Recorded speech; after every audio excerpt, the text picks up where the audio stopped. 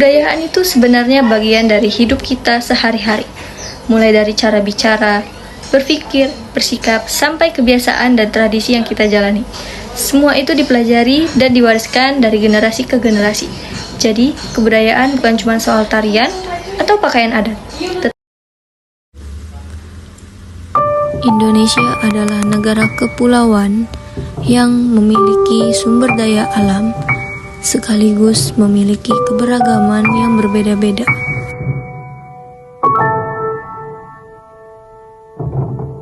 Di dalam pendidikan multikultural adalah sistem pendidikan yang menghargai perbedaan, baik itu perbedaan suku, agama, ras, bahasa, budaya, gender, sampai latar belakang sosial. Perbedaan ini bukan dianggap sebagai masalah, tetapi justru sebagai kekuatan. Tujuan utamanya untuk menanamkan sikap toleransi, saling menghargai, adil, dan tidak diskriminatif. Jadi, semua peserta didik punya kesempatan yang sama untuk berkembang tanpa merasa dibeda-bedakan. Di Indonesia yang penuh keberagaman, pendidikan multikultural itu sangat penting. Dengan pendidikan ini, kita bisa membangun generasi yang lebih terbuka, menghormati perbedaan, dan mampu hidup rukun di tengah masyarakat yang majemuk. Dengan memahami hal ini, diharapkan kita bisa menjadi generasi yang lebih toleran, terbuka, dan mampu Pendidikan multikultural memiliki beberapa prinsip dasar yang menjadi landasan dalam pelaksanaannya. Prinsip yang pertama adalah kesetaraan dalam pendidikan, yaitu pandangan bahwa setiap individu memiliki hak dan kesempatan yang sama untuk memperoleh pendidikan tanpa adanya diskriminasi. Prinsip yang kedua, pendidikan multikultural bertujuan membentuk manusia Indonesia yang cerdas dan berkepribadian serta mampu menguasai ilmu pengetahuan tanpa meninggalkan nilai-nilai budaya bangsa. Prinsip yang ketiga, globalisasi tidak dipandang sebagai ancaman sama bangsa Indonesia mampu menyaring nilai positif dan menolak dampak negatif yang dibawanya. Selain prinsip, pendidikan multikultural juga menanamkan nilai-nilai penting dalam kehidupan bermasyarakat. Nilai yang pertama adalah toleransi, yaitu sikap saling menghormati dan menghargai perbedaan agama, suku, budaya, serta pandangan hidup.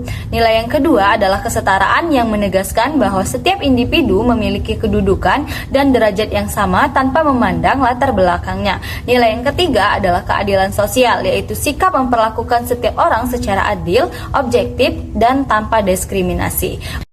Berikut adalah contoh penerapan prinsip dan nilai pendidikan multikultural, yaitu pembelajaran yang melibatkan siswa dengan latar belakang yang berbeda, dengan memberi kesempatan yang sama, pembelajaran yang bukan hanya berfokus pada akademik saja, tetapi juga pengenalan dengan budaya seperti bermain alat musik, serta pemanfaatan teknologi secara bijak.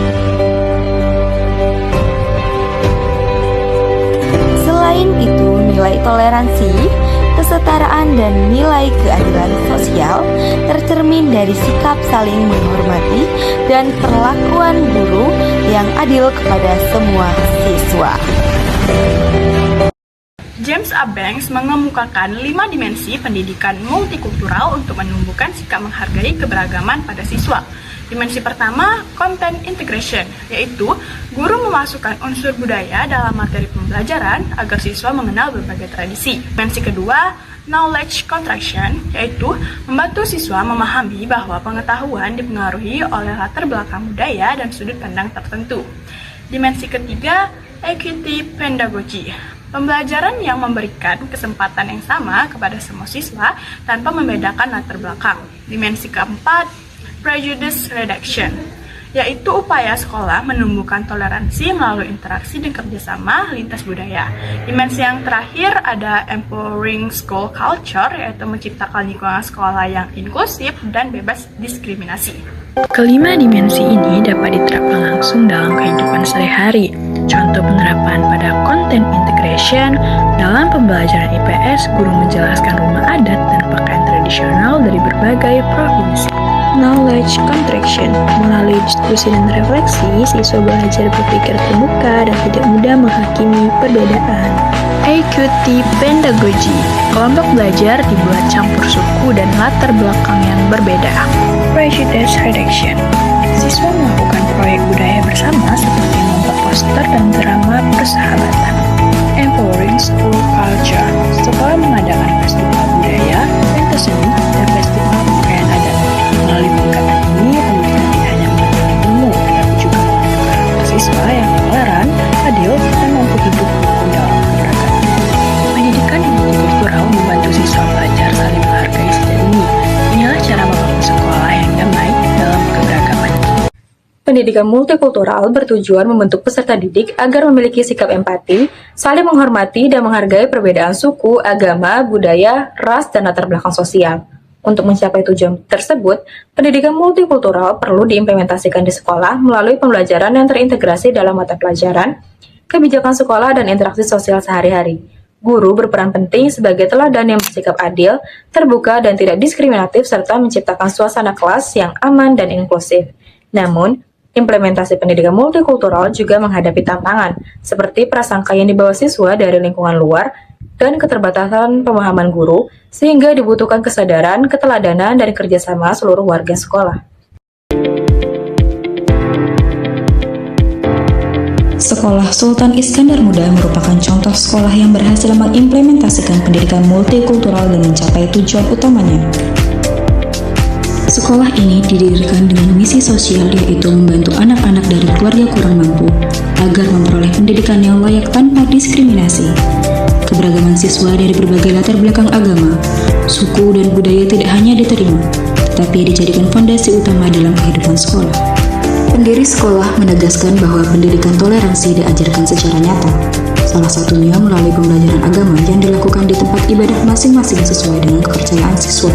Selain itu, nilai toleransi juga ditanamkan melalui penerapan nilai-nilai Pancasila dalam kehidupan sehari-hari di sekolah. Implementasi pendidikan multikultural ini menciptakan lingkungan belajar yang inklusif, setara, dan bebas dari prasangka. Dalam hal ini, guru tidak hanya berperan sebagai pendidik, tetapi juga menjadi teladan bagi siswa dalam bersikap. Keberhasilan sekolah Sultan Iskandar Muda mendapat pengakuan nasional.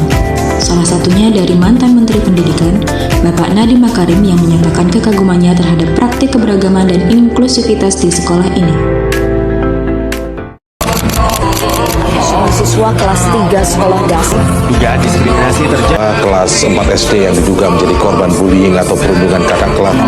Beredar di media sosial, bocah kelas 1 sekolah dasar atau SD meninggal dunia diduga menjadi korban bully oleh kakak kelasnya.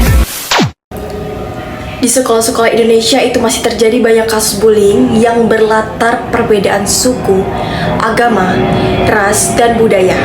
Masalah ini menunjukkan bahwa pendidikan multikultural itu belum diterapkan secara maksimal.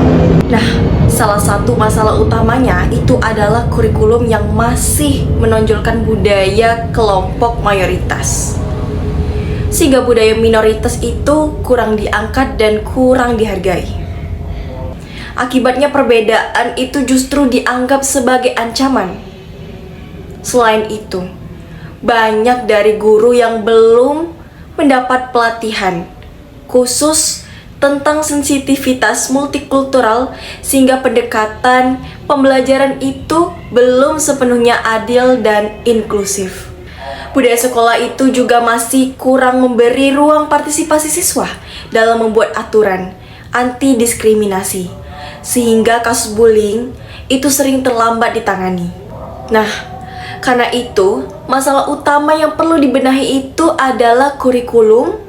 Yang kedua itu ada kompetensi guru dan budaya sekolah agar benar-benar